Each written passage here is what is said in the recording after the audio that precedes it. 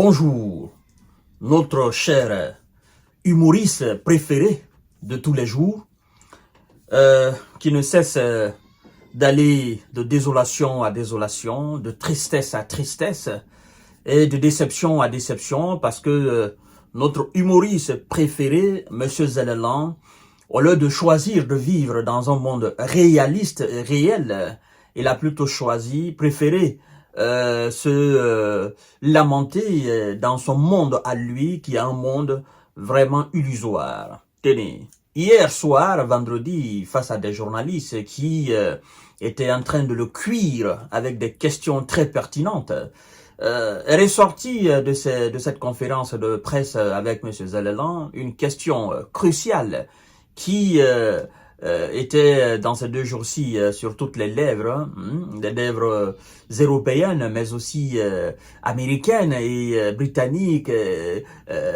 allemandes, mais aussi ukrainiennes, à savoir, est-ce que les États-Unis, Londres vont nous permettre d'utiliser les missiles à longue portée sur le territoire russe? Ben, écoutez tout simplement la réponse de M. Zellelan. Oh, Zellelan est déçu.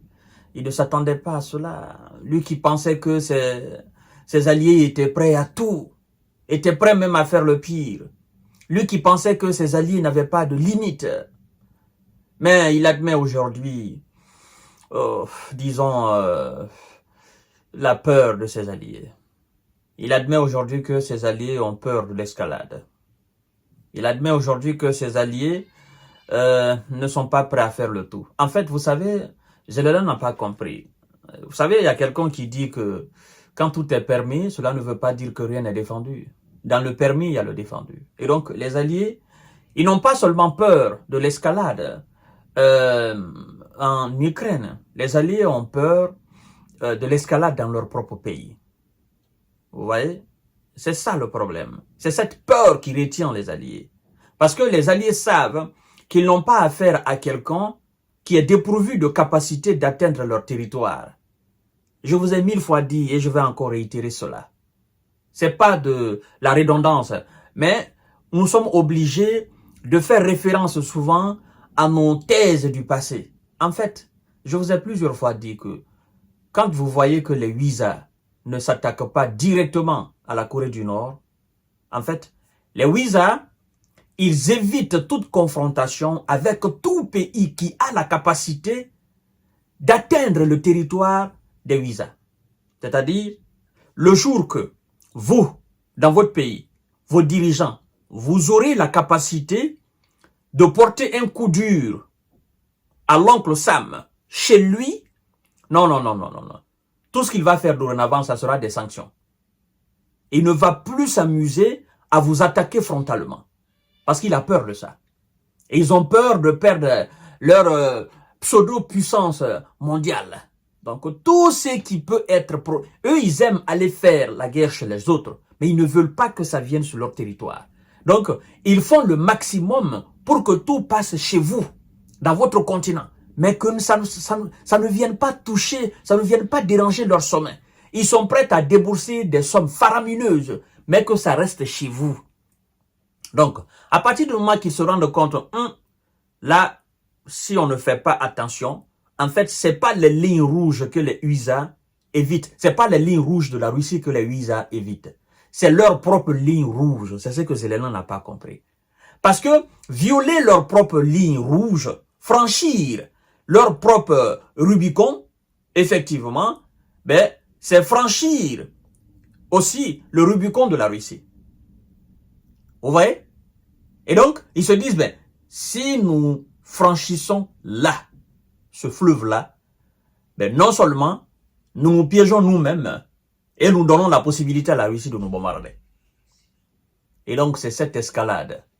Les Ouïzas ont peur. Alors, Monsieur Zellelan dit n'avoir pas encore reçu la permission américaine ou britannique d'utiliser les missiles à longue portée contre la Russie. Le président, M. Zellelan, a affirmé vendredi soir qu'il n'avait pas encore reçu la permission de Washington et de Londres d'utiliser des missiles de longue portée contre la Russie. Il dit certainement par crainte d'escalade. Monsieur Zelensky, c'est pas par crainte d'escalade chez vous, mais d'escalade chez eux. Il dit en ces termes, à la réponse de la question du journaliste, ni Amérique, ni le Royaume-Uni ne nous ont donné la permission d'utiliser, vous comprenez, ces armes sur le territoire de la Russie, sur n'importe quelle cible et n'importe quelle distance. Et Kiev ne l'a donc pas fait, a-t-il dit vendredi soir. Vous comprenez? À des journalistes. Il dit, M. Zelensky, à la fin de sa conférence ou à la fin de cette question, il dit, je pense qu'ils ont peur de l'escalade, a-t-il ajouté. Ça fait plusieurs fois, il emploie le mot peur et les Américains n'aiment pas ça. Les Américains n'aiment pas qu'on parle d'eux en utilisant le mot peur. Parce que eux, ils croient être le plus fort de tout le monde entier. Ils croient être vraiment le pays le plus puissant dans tous les domaines dans ce monde entier là. Donc dire que eux ils ont peur de faire quelque chose contre quelqu'un, ça c'est les rabaisser à plus d'un titre.